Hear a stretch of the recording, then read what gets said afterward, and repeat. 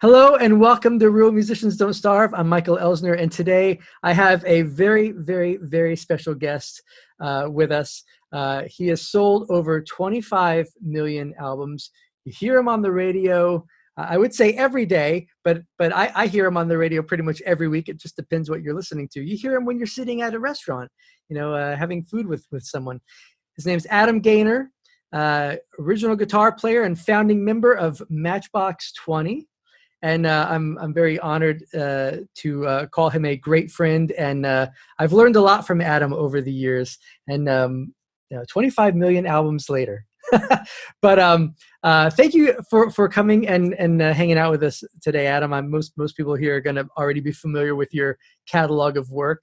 So I'm just thrilled that you're here to talk with us today.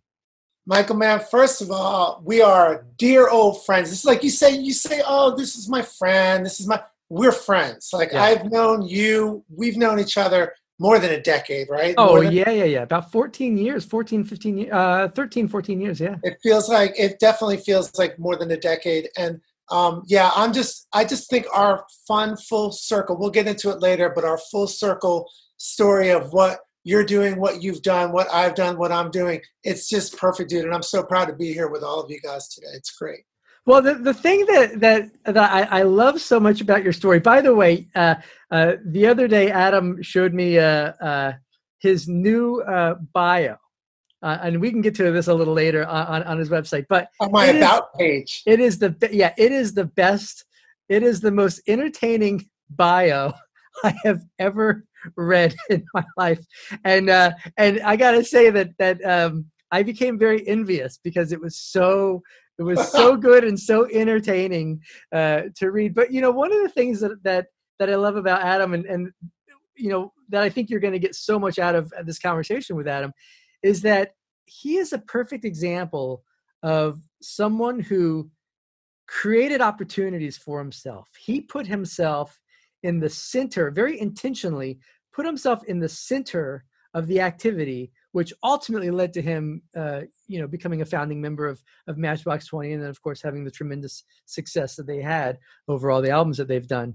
But, we talk about three things here with Real Musicians Don't Starve. We talk about your skill set, your mindset, and then your purposeful actions. And I'd just love to dive into the action side Sure. of your career, because you really were very purposeful in making a decision to work at a recording studio, because you knew that it was going to put you in the center of where you needed to be.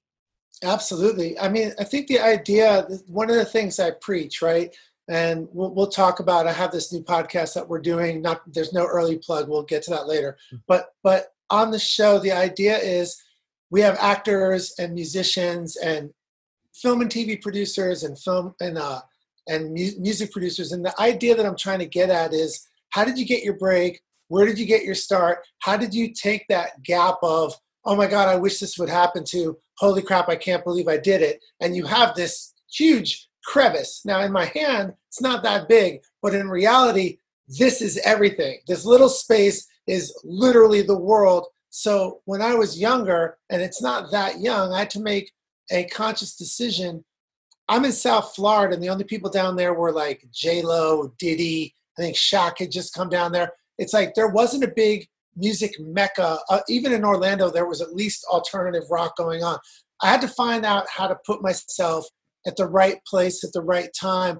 And I had a friend who was an assistant at Criteria Recording Studio in Miami. Long story ended as I'm like, I got to get in there somehow so that all the people that do come to Florida that record there would be there. And it was the best decision of my life. So I purposefully, as they say, answered phones so that I'd be around Collective Soul and Lenny Kravitz and Julio Iglesias and whoever went there. And it was literally the best decision of my life, because I was around the industry's best players and producers. And you worked there for quite a while as well. Well, the joke is, it's like, I thought it would be a 2 to 4 year quick, fast pace to fame plan. But I started, I think, when I was 22 years old, which is a kid, but not a kid. And man, I did not get my break. For all of you out there that are like, I'm 26, it's never going to happen. Dude, I was 30 years old when I got my break. I don't think we can go in music history and find anybody that started in a band when he was 30 years old, like MTV, and wound up with the success that I was so fortunate enough to have at starting at 30 years old. That's when you're supposed to kind of calm down and retire. So I feel truly blessed that I made it happen at all. Well, I mean, that's just a testament to, really being focused and pursuing that goal and sticking with it. Again, and so that's the action. But then I'm sure during those 8 years that you were there were a lot of frustrations and and rejection and stuff like that. What was it that allowed you to continue past that 8-year mark, or we'll say the 7-year mark, to get to Right. when it started happening? It was 8 years in one day. No, the thing that I did for myself, I had two mantras, right? I'm kind of like a very spiritual philosophy kind of human. So I created two mantras for myself that I would write in these notebooks. I put them on Post-its. And I think one of the very first ones I wrote was this thing that was supposed to energize and inspire me. And it's a little saying I call inner strength, inner peace, focus, and fire. And it's like one of my main core beliefs. Inner strength is to have basically the strength to push forward, make sure the inner peace is to have peace in the decisions you make, right? The focus is you have to be laser focused in the craft or the goal you're trying to get. And the fire is you have to execute yourself. You have to be accountable for yourself. You have to be able to have the fire and the passion to get this done because no one else will, which leads me to the last mantra that right when I thought I was going to have a nervous breakdown and I was on the phone almost as a 30-year-old man, kind of crying on the phone, my mom saying, am I crazy? Am I really ridiculous to think this is going to happen? And she's like, you don't want to be 50 years old and say that you didn't give yourself the ultimate chance and the ultimate shot. You don't want to wake up one day and go, why did I quit on my dream? And I wrote this thing on my mirror for all the days that I wanted to slack and all the days that I thought maybe I could play Tiger Woods golf or I could do something else. And it was just a little piece of paper that I taped on my mirror that said, you owe it to yourself. And it literally changed my life and the motivation I had every day of waking up, brushing my teeth and going, you owe it to yourself. You owe it to yourself not to sit on the couch all day. You owe it to yourself to turn the TV off. You owe it to yourself to do something positive to move yourself forward every day. You have to be accountable to yourself because no one else will. No one else is going to hand you anything. No one else is out there going, oh my God, where's Adam? His talents need to be seen in the world. You literally owe it to yourself. And those two mantras, separated by years and years, really helped keep my brain together to saying, dude, just get it done. Figure it out. You owe it to yourself. Mm-hmm. Yeah, it seems like so many of the musicians that I've talked to through the years that there's a common element to their success, and a lot of it is that they write down goals and they write down sayings and they post them throughout their house, on their mirror when they get up, on the door to their bedroom, wherever. So they are constantly reminding themselves, to not be lazy, to not sit around and watch TV all night long, back to actually, go out and network or work on their craft or whatever it is. And that seems like a very recurring theme, writing something down to always remind yourself that this is what you need to be doing. Yeah, that's really interesting because I don't know that a lot of other people did that, but it's super true. You have to be accountable to what you're doing. I think there's so many different methods that I've used, which at another time we'll get into, but I've definitely tried to map out, just like you said, other people do, different eras in my life that I thought I needed to kind of make sure that I kind of took my own course and made sure that I reached different milestones in my life. And that's another whole prophecy statement thing, I call it, where we'll get into that during another time. But it's super in depth, and it's just being accountable. So I'm curious to get your perspective of this. I mean, people can look at you and see that, you're the definition of success, especially being a musician, having sold, so many records and having had so many hit songs, that's the goal for so many musicians. And obviously know a lot of other successful, musicians who not only are well-known musicians, but a lot of the people who are working behind the scenes. Sure.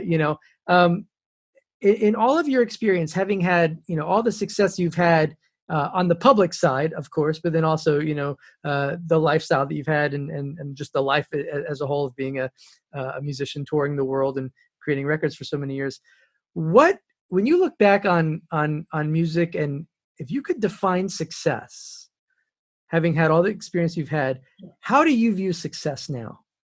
Man, I was thinking about this, and I think the best definition that I can personally give for success would be, and I'm really proud of this. I was actually thinking about this. Michael and I have known each other for a long time, and I was just like, what can I say about my definition of success? And I think it's security meets happiness, right? Like, success to me isn't putting $1 million in the bank. Success is being able to make a living at something that you love, and you have the security to do that, and you're super happy doing it. So I think success, if you just said security, excuse me, if you just said security plus happiness equals success, I mean, that's it. If you open a floral shop and you're making a living and you're doing what your passion is, that's success. It's not about putting $1 million in the bank. It's paying your bills and being able to be happy in what you're doing in your life. Mm-hmm. So, that's awesome. I love that. You you had the mindset that you were going to obviously be successful, writing out the phrases that, kept you going and stuff like that. And then obviously you took the action and were very purposeful on getting yourself into the center of a community by, working at Criteria. And of course, obviously you're a very skilled musician. I mean, obviously that goes without saying. So you have the skill set, the mindset, and then the actions that got you there. What would you say, combining all those, would be the most prominent, maybe how would I phrase this? What would you say would be the most prominent contributor to your success? Like personality, the way you get along with people, networking skills. What would you say about that? I think I would love to pretend it was my personality, but I'm not sure my other bandmates would agree. I know they love me, I think. And I would say the biggest contributor that I might have had towards my becoming a band member is putting myself, it's the same thing as the first thing, putting myself at the right place at the right time. I absolutely know that wouldn't have happened. I don't know that, but it would have been far more difficult sitting in my apartment all day, trying to write music and really not having the resources around me to show or to rehearse or to practice or to record. So I think for me, it was literally just making sure that I did something to propel myself. And I made a conscious decision to go and answer phones in a recording studio. That attributed to me being around the right people, got myself seen, got myself heard, and eventually got asked to go meet some other guys that were putting together a band in Orlando. So yeah, I mean, it was making the decision to put myself at the right place at the right time. That's awesome. One of the things that Adam said to me years ago, I still remember this, and actually I do share this with a lot of people. Adam one time said to me, I actually still remember even where I was when we were on the phone, where I was driving. I remember all these little details of it. But one time, Adam said something to me that I've never forgotten. I've shared it with so many musicians. And he said, Mikey, if you want to play with the big boys, you have to play like the big boys. And I've always remembered that phrase because that you can apply that to so many different situations. Sure. If you want to get in with, if you want to have a music career, and I just look at it as, looking at the music career as a whole. If you want to get in and be a successful musician, if you want to play with the successful musicians, right, then the reality is that you have to play like them. You have to learn. I don't mean that skill set wise. I mean that you have to learn the business. You have to have the mindset that's going to get you there. You have to have that attitude determines altitude, perspective of, obviously you can't be the person in the corner being a bum. No one's going to want to be around that. So that phrase has meant so much to me over the years. I think about that all the time. I know it's funny because we were just talking before I started hitting record, and I bet you don't even remember saying that to me. And it's amazing how you can speak little things into people's lives that are so transformational for years and years and years and years and years to come.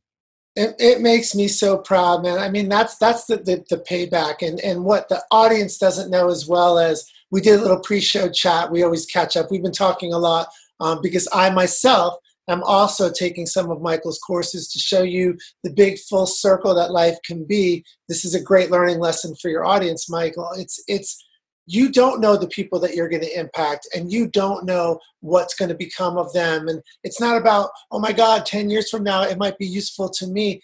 That's not how it is. You just take care of people. It's kind of what, as I watch Michael's courses, he talks about give. You have to give a lot. You have to give a lot of yourself to other people. And I'm not a big believer in philosophical karma sayings like, if you give, it will come back. I don't know that that's true. But I do know being a good person and giving of yourself is a great thing to do. That's it. If you can do that simply, at some point it may come back. And it turns out in this case, I'm so proud of Michael and his career and what he's accomplished. I know that he also wanted to do touring music and being in a giant band. But right now he's becoming an internet enthusiastic power mogul. And I'm watching him with just going, oh my God, what is happening? This is like the next Tony Robbins meets Music World. and I'm just so impressed by you. So it is just the most wonderful full circle to be able to be doing this with you today, but also thanking you for the things that you're teaching me. It's an amazing moment. I love it. Oh, thanks, Adam. Oh, you're going to make me cry. Good. You almost made me cry a couple times, so we're good.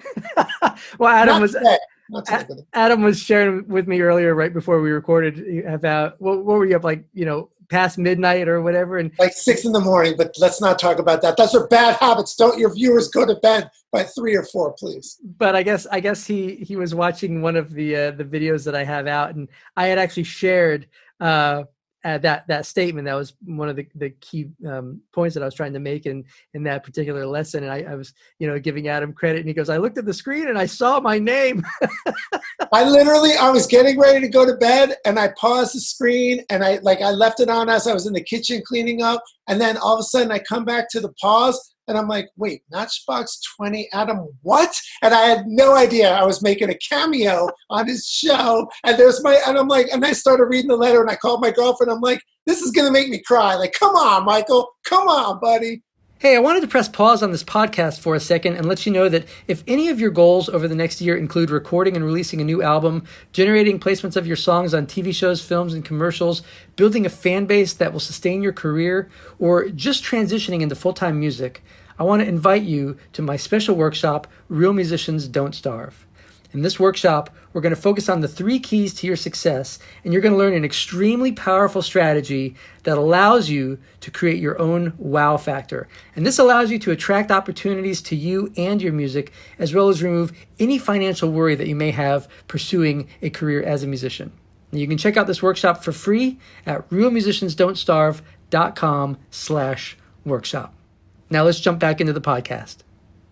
Earlier in my career, a lot of people know that, I was in a band in LA for a long time and whatnot. And, and that's ultimately how we met. And, you became a big mentor to me for many years through that. And I learned so much from you just about navigating the music industry, it's funny because I look back on that and I go, man, I wish I knew that stuff when I was in my 20s, how important it is to understand the business. And then not only that, but then also to be able to bring value to other people, and serve other people. And that, when you approach things with that perspective, that doors will open, Sure. Opportunities will present themselves to you.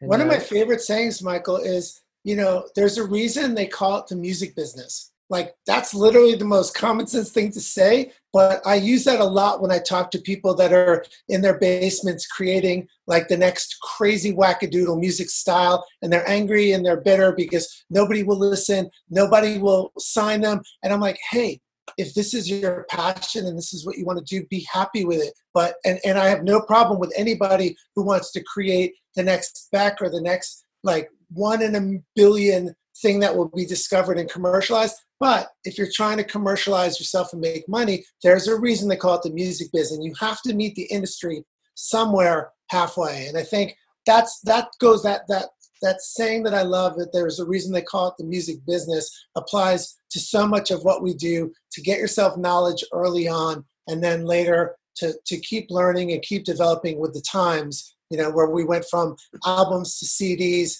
to now we're in Spotify and, YouTube. You got to keep adjusting, and you got to keep learning what the new model is. Right. So I have a question that I always love to ask, and that is, if you could go back and have a conversation with 22-year-old Adam, oh boy, when he first started working at Criteria to answer phones, and you could impart 2 nuggets of wisdom on him at 22 years old, what would they be? Well, here's the first thing. I'll give you some nuggets, but my first saying is going to be, I think about going back in time way more than most people do because my brain doesn't shut down. So one thing that I will always say, which I could end the conversation, and I won't be that obnoxious because I have a couple things, but I could always say, I can't change anything, because I have this philosophical belief that if I go back and change things in my life, maybe I wouldn't have had the opportunity to be in the band. If I worked harder, or if I did this, or then maybe that thing wouldn't have happened. So yeah, sure, I would have loved not to have been 30 years old when I got into the band, and I would have loved to have been 20, and then now I would have had like decades to build this new company and this new dream of mine. So the truth is, sure, we would have loved to do it earlier, but I can't change all that, because then that whole formula of me having that ride might not have happened. But there is something I can offer you, which would be, as far as a technical musician, I probably wish I was a horrible student as a kid. I do not condone people slacking on academic work, because it builds discipline and responsibility. So please don't drop out of school because I'm telling you I was a horrible student. That's not what I'm saying. But I wish I would have practiced more. I wish I would have had a better vocabulary on the guitar. I always envied my co-guitar player for the skill set that he had. Look, I was great at what I did in the band. I don't even want to say that because that's obnoxious. I was solid. Being in a band is not about shredding, and being a rhythm guitar player isn't about having the best riffs. It's about understanding your position inside of a unit of 5 people and making sure that everybody is on the same page and everybody's driving the bus together, finding your places for melody, for pockets. So, but technically, I wish that maybe I would have built a bigger vocabulary when I was younger. Honestly, that's the only thing I think that I would have loved to have changed. Other than that, all the screw-ups, all the life lessons, all the slacking and bad decisions I made, it really led to my success. But people at home, please, you can do things a little more clean and have a better chance of success, and maybe a decade earlier than when I did it, because I don't know statistically how many people are going to make it after 30, but there is a chance. I always say, don't get discouraged if you're 35 and you want a vocal career, because anything's possible. We know that. Wasn't Ed Roland signed when he was like 31 or 32 or 29? He was up there as well. That is interesting, and as Michael knows, Ed is literally one of the massive factors of why I wound up in Matchbox. And the 10-second story is, Ed was recording at Criteria. He's a singer of Collective Soul, for those at home that don't know him. And one of his engineers heard me playing some acoustic outside of one of their studios, told Ed somehow. Ed called the studio to speak to someone. He's like, Adam, by the way, how come you never played me your music? I'm like, whoa, what? I'm like the phone boy, and here's Ed Roland, the singer of Collective Soul, saying, how come you've never played me your stuff? I'm like, because it's not my job and I'm not supposed to do that. He's like, dude, send me your cassette. I'm doing Letterman in New York tomorrow, but send me your cassette. By the way, for the kids at home, cassette. We'll get into that next show, cassettes. And I sent him my cassette, and he sent it to his manager, who sent me a contract, by the way, which we won't get into this story. But then Ed's camp shared it with their producer, who happened to be a guy named Matt Serletic, who happened to be searching for talent and discovered Rob Thomas. And then Matt heard my music and asked me, in the shortest version, if I wanted to meet some guys in Orlando. But there's a very long story to that, which we'll do next time. But that's how that all transpired. It was pretty crazy. Yeah, and that just comes back to creating opportunities for yourself and having, I think the mindset, having that mindset of, there's always opportunities out there, sticking with the game plan, pushing through, and that, they will lead to opportunities presenting themselves to you. And that's a perfect example of having an opportunity, present itself to you because you really were in that situation, creating it for yourself. Yeah, you have to be, you have to be super tenacious. There's no one is gonna, you're not gonna walk out of your house today and fall into a bag of money. Like, it just doesn't work like that. You have to be super tenacious, and you have to constantly make what I like to call halftime adjustments, because I'm a big sports guy. So you can't keep plowing forward over a decade period and expect, look, statistically it can happen.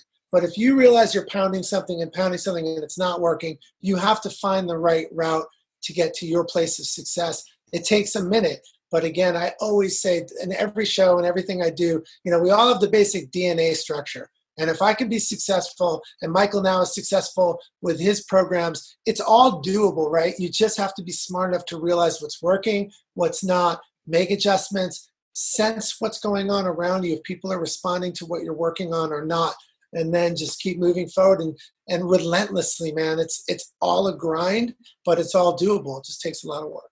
Yeah.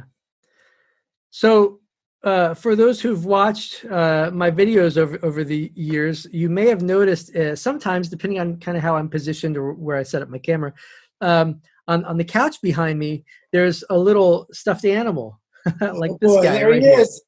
Here. And so you just might see this little gray guy sitting back on the couch, but this gray guy is actually pretty significant. This is Edgar. I'm going to have Adam tell you about Edgar. But one of the things I love about Edgar is really what he represents. This was a gift to me from Adam. For those who don't really ever get to see it up close, I even have Adam's little note he wrote me, and a little Adam Gaynor guitar pick, all part of Edgar here. But I love what Edgar represents, and I'd love for you to talk about Edgar a bit. Adam. Oh, that's really sweet, man. Yeah, Edgar Pingleton is kind of the flagship ambassador of Creationville, which is my company, and the podcast that we're also doing. It's kind of a mixture of both. But basically, Edgar represents the idea that you can give and receive unconditional love from something that's not perfect.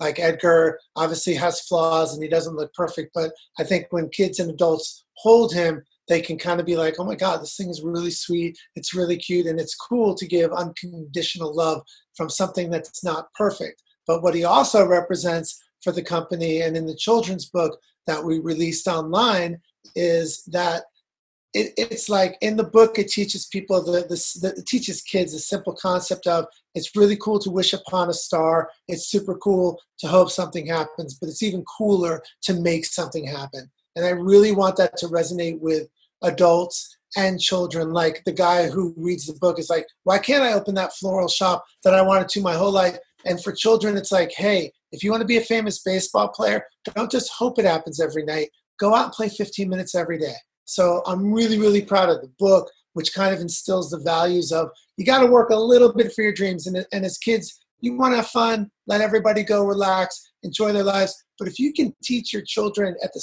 youngest of ages just the smallest amount of discipline to reach a goal, that's going to stay with them for the rest of their lives and hopefully lead to a better chance of success when they get older.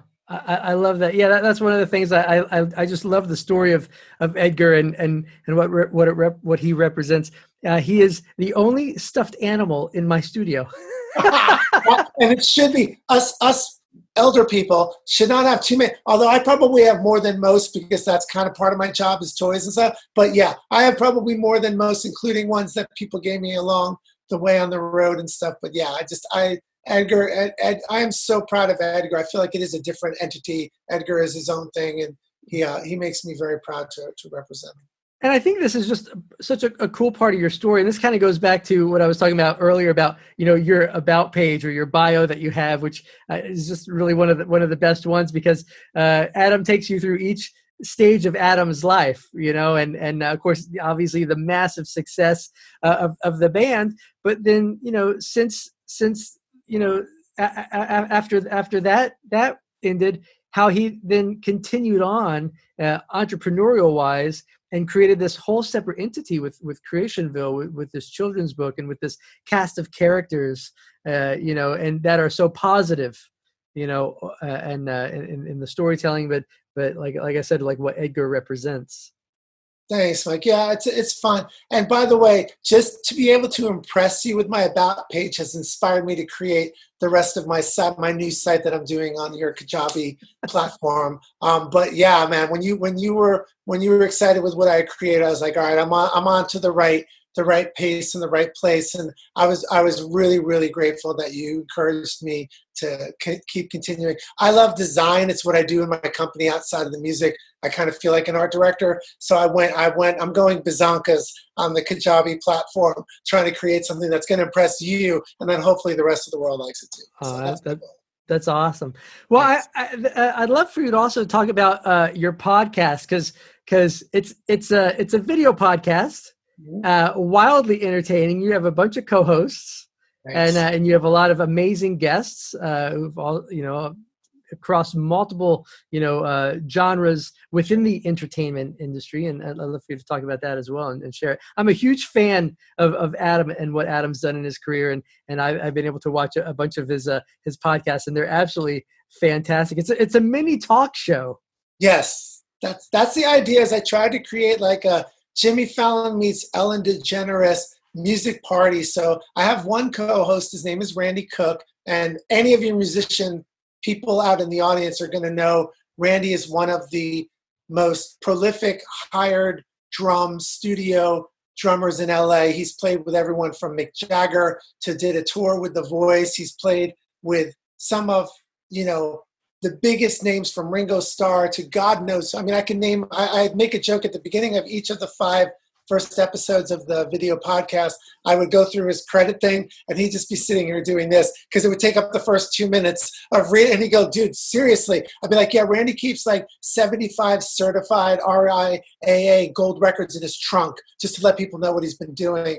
But that's my co-host. So I also call him my musical director. So we play like music cues, sound design. So it's not just like a podcast. It's like a literal talk show where we have guests come in each week, whether they're from the Hollywood side or the music business side. The idea is to just have 30 minutes of pure fun. Like, I want you to laugh. I want you to be into it. But then I want to give you a nugget or 2 nuggets that you can take away. And like, you don't realize you're digesting something of knowledge, but we're trying to just give you a little glimpse of a tool that I might have used, something that maybe this actor used to get discovered. And you'd be very, very excited to realize how it translates to everyone. It doesn't matter what kind of job you're getting. If you hear someone's path to success, and like, this guy put himself in the mailroom, this guy decided to get an acting coach, this guy decided that he needed to practice more, you start to realize the discipline of what it takes to be a Tiger Woods, or to be a Mick Jagger vocalist, or to be a proficient guitar player like Michael Elsner. It takes time, it takes work, and you get to figure out how those people implemented their strategies and where they found their contact points of success. And I honestly, out of all the crazy things I've done in my life, and I've been really super blessed, I'm about as proud of this as I've with anyone, and I'm actually pushing this to be my next full-time career. So it's very exciting. Yeah, it's a fantastic presentation. Everything, it literally is like you are on a little set, for multi-cameras and everything. And it is wildly entertaining. Where can everyone go to check it out? Well, check in with creationville.com first and see where the YouTube channel is going to be living. And then you can go to my @Adam Gaynor on Instagram for updates on where we're going to be housing it on YouTube. But we shot 12 episodes, and as this airs, we'll be probably going into our first or second month of the shows, and then we're gonna have to figure out what channel it's living on YouTube in between when this is shot and when it's going to air. But just go to creationville.com. It'll all be on there. The episodes will be having links up there as well, so you'll be able to check out the rest of my work. And they can also get a potential Edgar Pingleton, right? Yeah, we're going to have Edgar's book will be on the site, and you'll also be able to just sign up for a free chance to win 1 of 5 Edgars we're going to be giving away every week just for joining our little Edgar revolution, or if you join the podcast world as well. Edgar's my guy, so I like that he inspires a lot of people, and really not just kids, but I probably have more adults sending me pictures. There's a Edgar Wall of Fame on the site, and you can see it's not just kids, it's adults, and I hope that Edgar inspires everybody to kind of live what their path and their dream is. Mm-hmm. I have one more question for you, and then we're going to wrap up. In all of your experience with everything you've been through, all the artists that you've known, you talked earlier about how it is the music business being the key word.